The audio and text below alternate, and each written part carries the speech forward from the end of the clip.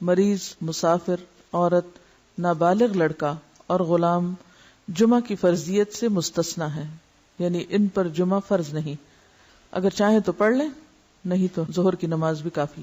گھر میں نماز پڑھے تو پہلے 4 سنت پڑھے، جی ہاں، اور پھر 4 فرض پڑھیں۔ پھر 2 سنت، پھر 2 نفل۔ جی، عورتوں کے مخصوص حالات کی وجہ سے ان پر فرض نہیں کیا، لیکن اگر اپنے چوائس سے وہ پڑھیں تو اچھی بات ہے۔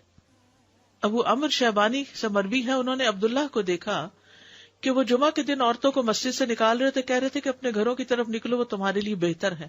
یعنی کوئی یہ نہ سمجھے کہ عورت کے لیے جمعہ پڑھنا یا جمعے سے محروم ہونا کوئی بہت بڑی محرومی ہے، وہ گھر میں بھی نماز پڑھیں گی تو ان کو وہ اجر مل جائے گا۔ اصل میں عورتوں کو تیار کرنا ہوتا ہے مردوں کو کہ وہ ٹائم پر جمعے کے لیے نکلیں، کہ عورتوں کو گھر اس لیے رہنے کی ضرورت ہے کہ وہ مردوں کو تیار کر سکیں کہ وہ جمعے پہ جائیں وقت پر۔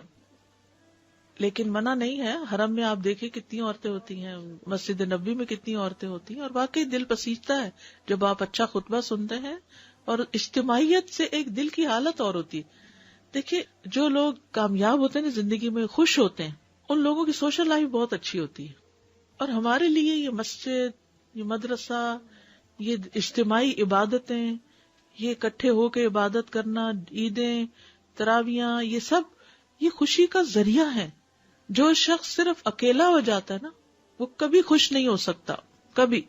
بہت سے لوگ اپنی کوئی چیز کسی کے ساتھ شیئر کرنا ہی نہیں چاہتے، نہ اپنی کوئی صلاحیت، نہ اسکل، نہ کوئی کھانا پینا، نہ کوئی اور اپنا وقت، نہ قوت، کچھ بھی نہیں۔